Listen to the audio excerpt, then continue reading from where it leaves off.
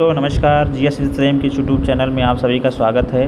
तो जैसा कि आप लोग जानते हैं कि यूपी SSSC आयोग ने एक फार्मासिस्ट की एक भर्ती निकाली थी। जी हाँ, एलोपैथिक फार्मासिस्ट की 564 पदों की, जिसका एग्ज़ाम हाल ही में भी 21 जून को कंडक्ट कराया जाएगा। उसकी तिथि निर्धारित है और अब टोटल हमारे पास केवल 50 दिन बचे हैं। तो इन 50 दिनों के टारगेट को हम यहाँ पर देखते हुए एक प्रैक्टिस सीरीज़ शुरू करने जा रहे हैं। YCT मतलब फार्मासिस्ट की है, YCT की जो बुक है उसी की एक प्रैक्टिस सीरीज हम शुरू करने जा रहे हैं। तो इसमें आपको लगभग 10,000 प्लस क्वेश्चनों को जो है रिवीजन करवाएंगे ऑनलाइन के माध्यम से। तो आप यहाँ पर हमारी सीरीज़ से जुड़ें और यहाँ से लगभग 10,000 प्लस क्वेश्चनों की जो है हम लोग यहाँ पर डिस्कस करेंगे। लगभग 40 से 50 वीडियो में, छोटे छोटे वीडियो के माध्यम से हम इसको डिस्कस करेंगे। तो आप लोग जितने भी फार्मासिस्ट के बच्चे हैं सब आप लोग यहाँ से जुड़ जाइए और यहाँ से आप अपने टॉपिक वाइज हम धीरे धीरे करके सभी जो यूनिट हैं सभी यूनिट को यहाँ पर डिस्कस करेंगे और सभी हर यूनिट से लगभग 400 से 500 से क्वेश्चन, लगभग 300-400 क्वेश्चन डिस्कस किया जाएगा। तो चलिए सबसे पहले हम आज शुरुआत करेंगे फार्मास्यूटिक्स से। जी हाँ, तो फार्मास्यूटिक्स में हम ऑनलाइन के माध्यम से यहाँ बाइलिंगुअल आप देख सकते हैं, दोनों भाषाओं में यहाँ पर डिस्कस किया गया है। तो आप लोग यहाँ से जुड़ें और ज़्यादा से ज़्यादा अगर चैनल पर नए हैं तो इसे आप लोग सब्सक्राइब करें और अगर क्लास अच्छी लग रही है तो अपने दोस्तों को शेयर भी ज़रूर करें। तो चलिए शुरुआत करते हैं हम क्लास को। तो सबसे पहले देखेंगे कि in supplement in 1955 was publish in the year 1960। तो यहाँ हम देख सकते हैं कि IP 1955 पूरक किस वर्ष प्रकाशित हुआ था, तो ये 1960 में। तो यहाँ हम देख सकते हैं कि 1955 का पूरक किस वर्ष प्रकाशित हुआ था, 1960 में। इसे आप लोग याद रखेंगे। अगला हम लोग देखेंगे कि भारतीय फार्माकोपिया उपयोग किया जाता है। तो इंडियन फार्माकोपिया यूसेज इन मैट्रिक सिस्टम। तो भारतीय फार्माकोपिया का उपयोग किया जाता है तो मैट्रिक प्रणाली में उपयोग किया जाता है। तो इसे आप लोग याद रखेंगे। अगला देखेंगे भारतीय फार्मेसी पेशेवर होना चाहिए। तो यहाँ देखेंगे तो ये pharmacy professional should be observant. जी हाँ, तो एक फार्मेसी को पेशेवर में ऑब्जर्वेंट होना चाहिए। तो इसे भी आप लोग याद रखेंगे। अगला हम लोग देखेंगे the father Indian pharmacy referred to. भारतीय फार्मेसी का जनक किसे कहा गया है, तो महादेव लाल सराफ को। जी हाँ, ML सराफ को फार्मेसी का जनक कहा गया है। इसे भी आप लोग याद रखेंगे। अगला हम लोग देखेंगे कि the Indian edition Indian pharmacopoeia was published in कब हुआ था। तो यहाँ हम देख सकते हैं कि भारतीय फार्माकोपिया का पहला संस्करण 1955 में कब प्रकाशित हुआ था, तो 1955 में ही प्रकाशित हुआ था। इसे आप लोग याद रखेंगे। अगला देखेंगे कि भारतीय फार्माकोपिया का प्रकाशन करता है, तो the Indian pharmacopoeia published by the स्वास्थ्य और परिवार कल्याण मंत्रालय। तो इसे आप लोग याद रखेंगे। तो भारतीय फार्माकोपिया का प्रकाशन कौन करता है, स्वास्थ्य परिवार कल्याण मंत्रालय करता है। अगला देखेंगे कि मार्टिनडेल एक अतिरिक्त है। जी हाँ, मार्टिनडेल इन एक्स्ट्रा फार्माकोपिया। तो मार्टिनडेल एक एक्स्ट्रा फार्माकोपिया है। इसे भी आप लोग याद रखेंगे। अगला देखेंगे कि 1985 में फार्माकोपिया को भारत में आधिकारिक बना दिया गया था। जी हाँ, इन 1885 the pharmacopoeia was the made official in India. तो ये ब्रिटिश फार्माकोपिया में से आधिकारिक बना दिया गया था। अगला हम लोग देखेंगे कि भारतीय फार्माकोपिया 2022 में नए जोड़े का मोनोग्राफ की संख्या कितनी है, तो यहाँ पर कुल 92 हैं। जी हाँ, भारतीय फार्माकोपिया 2022 में नए जोड़ों के मोनोग्राफ की संख्या कितनी है, 92 है। तो यहाँ आप बाइलिंगुअल में हम एक शब्द हिंदी में बोलेंगे, आप लोग इंग्लिश, जिसको इंग्लिश का वर्जन अच्छा लग रहा है इंग्लिश का भी पढ़ लेगा। तो आप लोग यहाँ पर देखते चलेंगे। अगला हम लोग देखेंगे USP में इंसुलिन के लिए मानक वर्ष किस वर्ष पेश किया गया, तो ये 1941 में पेश किया गया। इसे आप लोग याद रखेंगे। तो insulin introduced by USP in the 1941। तो इसे आप लोग याद रखेंगे। पहला ब्रिटिश फार्माकोपिया का प्रकाशित हुआ था, तो 1864 में प्रकाशित हुआ था। पहला ब्रिटिश फार्माकोपिया का प्रकाशित हुआ था तो 1864 में। अगला हम लोग देखेंगे कि वर्ष 2000 में भारतीय फार्माकोपिया के लिए अनुपूरक शामिल करने के लिए पेश किया गया। तो यहाँ हम देख सकते हैं कि the supplement for India pharmacopoeia in 2000 was introduce include the veterinary products. तो यहाँ पशु चिकित्सा उत्पाद को जो है 2000 में भारतीय फार्माकोपिया के लिए अनुपूरक में शामिल करने के लिए कहा गया था। अगला देखेंगे कि भारतीय फार्माकोपिया IP का तीसरा संस्करण कब प्रकाशित हुआ था। तो इसका तीसरा संस्करण जो है 1985 में प्रकाशित हुआ था और 1985 में NDPDS जो है नारकोटिक्स एक्ट भी पारित हुआ था। इसे भी आप आगे डिस्कस करेंगे। तो इसे आप लोग याद रखिएगा। अंतर्राष्ट्रीय औषधि निगरानी केंद्र कहाँ है, तो ये उपसाला स्वीडन में है। यह इंटरनेशनल ड्रग मॉनिटरिंग सेंटर जो है उपसाला स्वीडन में। इसे आप लोग याद रखेंगे। ब्रिटिश फार्माकोपिया का पहला संस्करण कहाँ प्रकाशित हुआ था, कब प्रकाशित हुआ था, तो ब्रिटिश फार्माकोपिया का पहला संस्करण 1864 में प्रकाशित हुआ था। इसे आप लोग याद रखेंगे। अगला देखेंगे रोगी को भोजन देने के लिए ट्यूब का इस्तेमाल किया जाता है। तो यहाँ पर रॉयल ट्यूब जो है जी नाक में डाल के जो कभी कभी जब लोगों का ऑपरेशन किया जाता है तो नाक में ट्यूब डाल दिया जाती है, उसी से लिक्विड दिया जाता है। तो वही एक चीज़, वही है ये चीज़ कि रोगी को भोजन देने के लिए यहाँ पर रॉयल ट्यूब का प्रयोग किया जाता है। अगला देखेंगे अब यहाँ फार्मास्यूटिकल एडिटिव से देखेंगे कुछ सवाल। तो हॉपर से टैबलेट मशीन के लिए डार्क कणों के प्रवाह कणों में सुधार होता है, जिसमें शामिल है ग्लाइडेंट। तो हम देख सकते हैं the flow property in the granule from the hopper to die of the tablet machine improve the addition तो ग्लाइडेन, तो इसे आप लोग याद रखेंगे। अगला देखेंगे गैर आयनिक सर्फेक्टेंट कोशिकाओं को क्या कहा जाता है, तो नियोसोम्स कहा जाता है। अगला देखेंगे फ्रीज डाइज लो उत्पादों के निर्माण में आमतौर पर इस्तेमाल किया जाने वाला बल्किंग एजेंट कौन सा है, तो ये मैनिटॉल है। तो हमने देख लिया कि commonly used bulking agent of the formulation of freeze डाइड, तो यहाँ पर मैनिटॉल इस्तेमाल किया जाता है। वह योजक जो बड़ी मात्रा में पेरेंटल्स के निर्माण में शामिल नहीं है तो वह है रोगाणुरोधी यौगिक, जिसे भी आप लोग याद रखेंगे। अगला देखेंगे प्रमाणित लाल रंग का उदाहरण क्या है, तो यहाँ पर example certified red colour is the amaranth, तो इसे आप लोग याद रखेंगे। अगला देखेंगे गैर आयनिक सर्फेक्टेंट का उदाहरण क्या है, तो सोडियम डोडोसेल सल्फेट, सोडियम डोडोसेल सल्फेट जो है गैर आयनिक सर्फेक्टेंट का उदाहरण, इसे भी आप लोग याद रखेंगे। अगला देखेंगे चबाने योग्य टैबलेट के फार्मूले में आमतौर पर इस्तेमाल किया जाने वाला मीठा एजेंट क्या है, तो साइक्लोमेट सोडियम है, इसे भी आप लोग याद रखेंगे। अगला देखेंगे टैबलेट निर्माण में टाल का उपयोग किस प्रकार किया जाता है, जी हाँ टैबलेट के निर्माण में टाल्क मतलब पाउडर का उपयोग किस प्रकार किया जाता है, तो एक ग्लाइडेन के रूप में किया जाता है, इसे आप लोग याद रखेंगे। अगला देखेंगे तनुकरण स्थिरता बनाए रखने हेतु स्वाद छिपाने आदि में सहायता के लिए फार्मूलेशन में जोड़ा जाने वाला गैर दवा भाग प्रकार जाना जाता है योजक के रूप में, एडिटिव के रूप में इसे जाना जाता है। अगला देखेंगे डाइसोडियम EDTA, इसका एक उदाहरण है चेल्टिंग एजेंट के रूप में, जी हाँ डाइसोडियम EDTA का एग्जाम्पल क्या है, चेल्टिंग एजेंट है, इसे आप लोग याद रखेंगे। अब यहाँ पर हम फार्मास्यूटिकल इनकम्पेटिबिलिटी से सवाल देखेंगे, तो यहाँ पर है कि निषिद्ध दवाएं का उदाहरण कौन सा है, तो चिकित्सीय असंगति, जिसे थेरेप्यूटिक इनकम्पेटिबिलिटी कहा जाता है। अगला देखेंगे IV पोसोलॉजी के बारे में हम यहाँ पर देखेंगे, तो बच्चों के लिए दवा के बाल चिकित्सा खुराक का अनुमान लगाने के लिए इस नियम का उपयोग किया जाता है, विशेष रूप से 1 से 2 वर्ष तक के लिए। तो हम देख सकते हैं कि बच्चों के लिए दवा की बाल चिकित्सा खुराक का अनुमान लगाने के लिए किस नियम का उपयोग किया जाता है, तो काउलिक नियम का उपयोग किया जाता है, जो कि मुख्यतः 1 से 2 वर्ष तक के बच्चों के लिए ज़्यादातर इस्तेमाल किया जाता है। अगला देखेंगे शिशु के लिए खुराक की गणना के लिए प्रयुक्त सूत्र कौन सा है, तो यहाँ फ्राइड सूत्र है, जी हाँ formula use the calculating dose from infant, तो इन्फेंट के कैलकुलेटिंग के लिए कौन सा फार्मूला, फ्राइड्स फार्मूला, इसे आप लोग याद रखेंगे। पोसोलॉजी का अध्ययन क्या कहलाता है, तो दवा के खुराक, जी हाँ दवा के खुराक डोज ऑफ ड्रग जो है पोसोलॉजी कहलाता है। अगला देखेंगे यदि औसत वयस्क खुराक 20 मिलीग्राम है तो 50 पाउंड के बच्चे के लिए खुराक क्या रहेगी, तो 6.6, तो इसे आप लोग याद रखेंगे कि औसत वयस्क की खुराक अगर 20 मिलीग्राम है तो 50 पाउंड के लिए बच्चे की खुराक कितनी रहेगी, तो 6.6 रहेगी।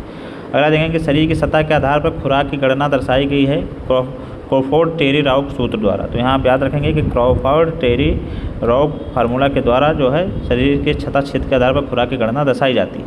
अगला देखेंगे 6 महीने के शिशु के लिए 300 मिलीग्राम की दवा की खुराक कितनी रहेगी, तो यहाँ पर 12 मिलीग्राम, इसे आप लोग याद रखेंगे कि 6 महीने के शिशु के लिए 300 मिलीग्राम दवा की खुराक कितनी रहेगी, तो 12 मिलीग्राम। अगला देखेंगे खुराक गणना क्लार्क का सूत्र आधारित शरीर के वजन पर, तो हम देख सकते हैं क्लार्क फार्मूला किस पर आधारित है, तो बॉडी वेट पर आधारित है। अब हम मेट्रोलॉजी से कुछ सवाल हैं उसके बारे में देखेंगे।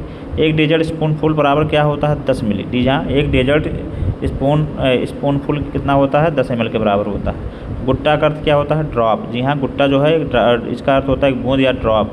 1 मिलीग्राम किसके बराबर होता है, तो 0.001 ग्राम के बराबर, 1 मिलीग्राम 0.001 ग्राम के बराबर होता है। एक द्रव अंश की मात्रा कितने बराबर होती है, तो 30 ml के बराबर होती है, जी हाँ एक द्रव अंश की मात्रा कितने बराबर होती है, 30 ml के बराबर होती है। एक चाय का चम्मच किसके बराबर होता है, तो 5 मिलीग्राम के बराबर होता है, इसे भी आप लोग याद रखेंगे। एक चाय का चम्मच कितने बराबर होता है, 5 मिलीग्राम। एक ग्रेन है 64 मिलीग्राम, जी हाँ एक ग्राम किसके बराबर होता है, 64 मिलीग्राम के, इसे भी आप लोग याद रखेंगे। एक द्रव्यांश कितना है, 30 मिलीग्राम के बराबर, एक द्रव्यांश 30 मिलीग्राम के बराबर होता है। एक चम्मच 4 ml के बराबर होता है, जी हाँ 4 मिलीग्राम के बराबर होता है, इसे आप लोग याद रखेंगे।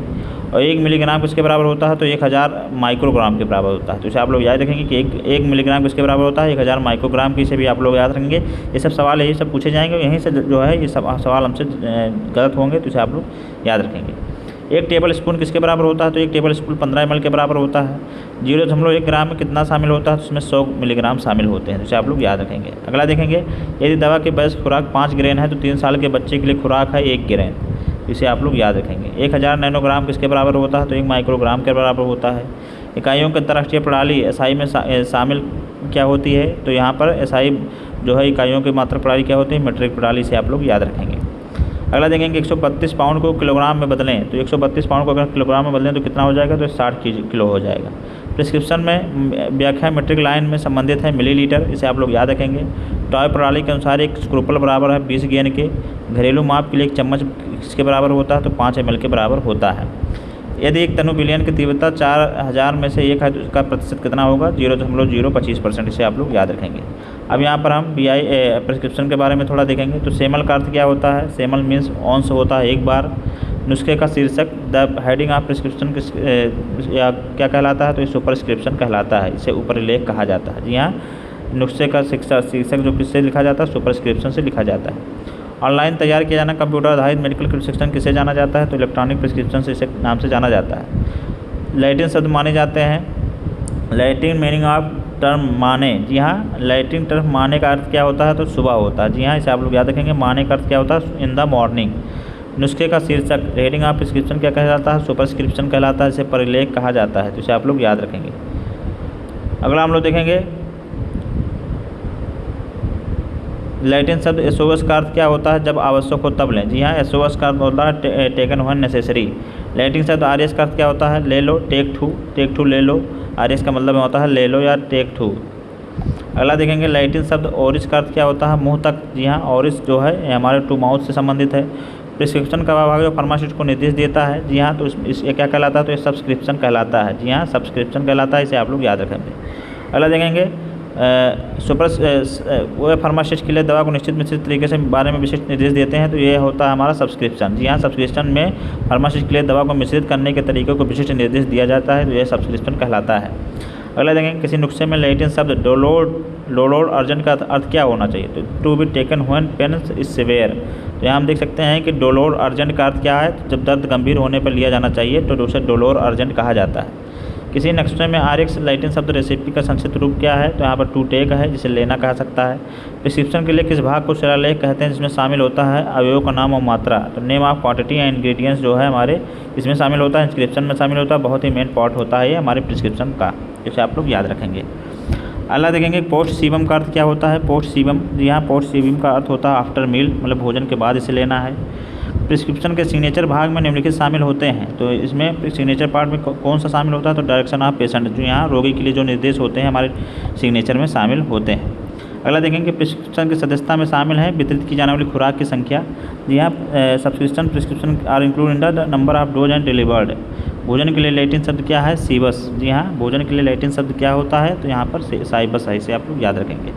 मेडिकल प्रिस्क्रिप्शन में TID का मतलब क्या होता है? तो दिन में 3 बार। जी हाँ, यहाँ पर 3 टाइम्स ए डे मतलब TID होता है। अगला हम लोग देखेंगे कि होरा सोमने का अर्थ क्या है? जी हाँ, HS जिसके नाम से लिखा जाता है। जी हाँ, कोई डॉक्टर जब दवा लिखते हैं तो आप देखते हैं कि दवा लिखने के बाद लास्ट में HS लिख जाता है, तो उसका मतलब होता है सोते समय, एट बेड टाइम। तो इसे HS का मतलब होरा सोमनी होता है, जिसका मतलब होता है एट बेड टाइम। अगला देखेंगे यहाँ पर हम packaging material glass, plastic, metal, rubber से कुछ सवाल देखेंगे। तो शीशियों और धान की बोतलों की तैयारी के लिए इस्तेमाल किया जाने वाला ग्लास कौन है? न्यूट्रल ग्लास, इसे आप लोग याद रखेंगे। टाइप 2 ग्लास एक है सोडा लाइम उपचारित ग्लास। रबर के लिए वल्कनाइजिंग एजेंट के रूप में उपयोग किया जाता है सल्फर। ग्लास कंटेनर में उच्च हाइड्रोलाइटिक प्रतिरोध, उच्च थर्मल शॉक प्रतिरोध है टाइप 1 ग्लास, तो इसे आप लोग याद रखेंगे। टाइप 1 ग्लास में निम्न से बना होता है, बोरोसिलिकेट का बना होता है, इसे भी आप लोग याद रखेंगे। अगला देखेंगे पेरेंटल तैयारी के लिए उपयोग किए जाने वाले निम्न प्रकार के ग्लास कंटेनर रासायनिक गिरावट के लिए सबसे अधिक प्रतिरोधी हैं टाइप 1 के तहत, इसे आप लोग याद रखेंगे। अगला हम लोग देखेंगे इम्यूनोलॉजिकल प्रोडक्ट के बारे में देखेंगे। तो अतिरिक्त कोशिकीय विषाक्त पदार्थों से बने एंटीजेनिक तैयारियाँ टॉक्सोइड्स होते हैं। दवा के निर्माण में रेफ्रिजरेटर में संग्रहित किया जाता है टीके को। इम्यूनोलॉजिकल इम्यूनोमॉड्यूलेटरी दवाओं के अंतर्गत आते हैं सीरा, टॉक्साइड और टीके जो है हमारी इम्यूनोलॉजिकल इम्यूनोमॉड्यूलेटरी दवाओं के अंतर्गत आते हैं, इसे आप लोग याद रखेंगे। अगला हम लोग देखेंगे कि BCG वैक्सीन स्ट्रेन की जीवित कोशिकाएं क्या होती हैं? तो माइकोबैक्टीरियम ट्यूबरकुलोसिस होती हैं। जी हाँ, तो BCG वैक्सीन जो है इसके लिए लगाया जाता है, तो माइकोबैक्टीरियम ट्यूबरकुलोसिस के लिए। मृत और क्षीण वायरस युक्त तैयारी को कहा जाता है वैक्सीन, इसे आप लोग याद रखेंगे। तो prepared containing killer and attenuated virus in the term of the vaccine, तो इसे आप लोग याद रखेंगे। अब हम फार्मास्यूटिकल टेक्नोलॉजी के बारे में पढ़ेंगे। तो यहाँ सॉलिड डोसेज फॉर्म के बारे में पढ़ेंगे। तो देखते हैं कि खराब तरीके से निर्मित टेबलेट की सतह पर छोटे छोटे छेद हो सकते हैं, इस घटना को क्या कहा जा सकता है? तो इसे पिकिंग कहते हैं। जी हाँ, इसे पिकिंग कहा जाता है। अगला देखेंगे रंगीन गोलियों की सतह पर रंग के असमान वितरण को क्या कहा जाता है? तो इसे मॉडलिंग कहा जाता है। जी हाँ, unequal distribution colour on the surface of colour tablets called is modelling, इसे आप लोग याद रखेंगे। अगला देखेंगे चीनी कोटिंग में सब कोटिंग की जाती है किनारों के गोल करने और टेबलेट की सतह को बनाने के लिए, तो इसे भी आप लोग याद रखेंगे कि चीनी की कोटिंग में सब कोटिंग की जाती है किसके लिए? किनारों के गोल को किनारों को गोल करने और टेबलेट की सतह को बनाने के लिए। अगला देखेंगे टेबलेट विघटनकारी के लिए उदाहरण है प्रिमाजोल। जी हाँ, टेबलेट विघटनकारी के लिए क्या उदाहरण है, तो प्रिमाजोल जो है हमारा टेबलेट विघटनकारी के लिए उदाहरण है। अगला देखेंगे मॉडलिंग, चीपिंग और पीकिंग वाली प्रकृति है निर्माण टेबलेट। जी हाँ, मॉडलिंग, चीपिंग और पीकिंग जो है टेबलेट निर्माण में देखी जाने वाली प्रकृति है। तो यहाँ हमने देख लिया कि जो मॉडलिंग है, चीपिंग है, पीकिंग है, टेबलेट निर्माण में ही देखी जाती है। अगला देखेंगे चबाने योग्य टेबलेट में नहीं होता है विघटनकारी एजेंट, तो इसे आप लोग याद रखेंगे। अगला देखेंगे जीभ के नीचे रखे जाने वाली गोलियों को क्या कहा जाता है, तो इसे सबलिंगुअल टेबलेट कहा जाता है। जी हाँ, जीभ के नीचे जो टेबलेट रखे जाते हैं उनको क्या कहा जाता है, सबलिंगुअल टेबलेट। अगला देखेंगे कि गोलियों का दानेदार सामग्री को मौखिक रूप से देने के लिए सुविधाजनक खुराक क्या कहलाता है, तो हार्ड जिलेटिन कैप्सूल जो है होता है। तो यहाँ देख लेते हैं convenient dosage from the deliver plate on the granular material only hard gelatin capsule. अगला देखेंगे टेबलेट को छोटे छोटे टुकड़ों या दानों में तोड़ने को क्या कहा जाता है, तो इसे विघटन कहा जाता है। ब्लूमस्टेन का उपयोग निम्न की गुणवत्ता की जांच करने के लिए किया जाता है, तो इसे जिलेटिन। जी हाँ, इसे आप लोग याद रखेंगे, ब्लूमस्टेन का उपयोग निम्न की गुणवत्ता की जांच करने के लिए किया जाता है, तो जिलेटिन के लिए किया जाता है। अगला देखेंगे चीनी कोटिंग में सील कोट किया जाता है, तो नमी और शोषण को रोकने के लिए किया जाता है। अगला देखेंगे विघटनकारी एजेंट में अनुपस्थित हैं चबाने योग्य टेबलेट। जी हाँ, विघटनकारी एजेंट में अनुपस्थित होते हैं चबाने योग्य टेबलेट, इसे आप लोग याद रखेंगे। अगला देखेंगे कि विटामिन डी गोलियों के लिए निगलने से पहले कुचला जाना चाहिए, लेबल दिया गया है। यहाँ हम देख सकते हैं कि विटामिन डी जो होते हैं इनको निगलने से पहले चबाना चाहिए, इसलिए टेबलेट भी आती हैं विटामिन डी की। अगला देखेंगे टेबलेट की सतह पर रंग के असमान वितरण को क्या कहा जाता है, तो इसे मॉडलिंग कहा जाता है। जी हाँ, इसे आप लोग याद रखेंगे। टेबलेट की एंट्री कोटिंग के लिए सामग्री का उपयोग किया जाता है। किस सामग्री का उपयोग किया जाता है टेबलेट की एंट्री कोटिंग के लिए, तो इसका यहाँ पर सेलुलोज एसीटेट फेथलेट का जो है उपयोग किया जाता है, इसे आप लोग याद रखेंगे। अगला देखेंगे टेबलेट के निर्माण में घुलनशीलता बढ़ाने के लिए किस एक्सिपिएंट का उपयोग किया जाता है, तो यहाँ पर पीईजी का उपयोग किया जाता है, इसे आप लोग याद रखेंगे। अगला देखेंगे वह चरण जिसमें टेबलेट की चीनी कोटिंग के दौरान टेबलेट का आकार बनता है, तो वह सब कोटिंग कहलाता है। अगला देखेंगे कि भारतीय फार्माकोपिया के अनुसार परीक्षण अधिकारिक नहीं है, तो यहाँ हम देख लेते हैं कि फेरिबिलेट होता है। तो भारतीय फार्माकोपिया के अनुसार परीक्षण अधिकारिक नहीं है, तो यह फेरिबिलेट होता है। अगला देखेंगे कि कैप्सूल संख्या में अधिकतम क्षमता दर्शाती है, तो यहाँ पर जो 000 होते हैं सबसे बड़ी कैप्सूल की संख्या होती है और सबसे छोटी जो है 5 आकार की होती है, इसे आप लोग याद रखेंगे। अगला देखेंगे कैप्सूल सेल में इस्तेमाल किया जाने वाला प्लास्टिसाइजर क्या होता है, तो ग्लिसरॉल होता है, इसे आप लोग याद रखेंगे।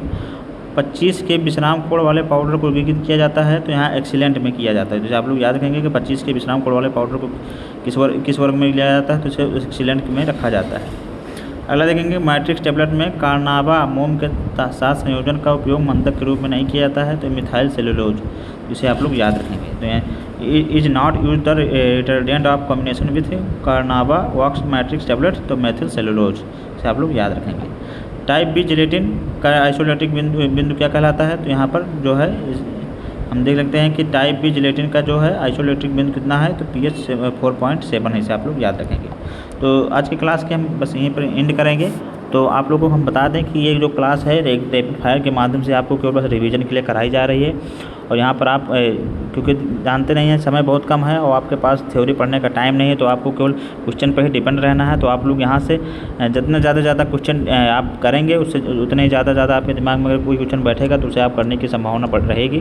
तो आप लोग यहाँ पर हमारे इस चैनल से जुड़ें और अगर आपको क्लास अच्छी लग रही है तो तुरंत से सब्सक्राइब कर लें और अपने जितने भी दोस्त हैं यार हैं जो मतलब प्रैक्टिस करना चाह रहे हैं क्वेश्चन की, वो लाइनर के माध्यम से, तो इसी तरह हम कम से कम 10,000 प्लस क्वेश्चनों की जो है प्रैक्टिस सीरीज करवाएंगे, यहाँ पर करेंगे। और डेली एक क्लास इसकी होगी, 10 से 15 मिनट की क्लास होगी, कोई ज़्यादा बड़ी क्लास नहीं है। इसे आप 1 से 2 बार 3 बार 4 बार भी देख सकते हैं दिन में, और जितनी बार देखेंगे उतना ज़्यादा आपको याद होगा। तो आप लोग हमारे चैनल से बने रहे, क्लास अच्छी लग रही है तो लोगों को यहाँ पर जोड़ें और तुरंत सब्सक्राइब करें। फिर मिलेंगे कल वीडियो में नई वीडियो के साथ, तब तक पढ़ते रहिए, स्वस्थ रहिए। नमस्कार, जय हिंद।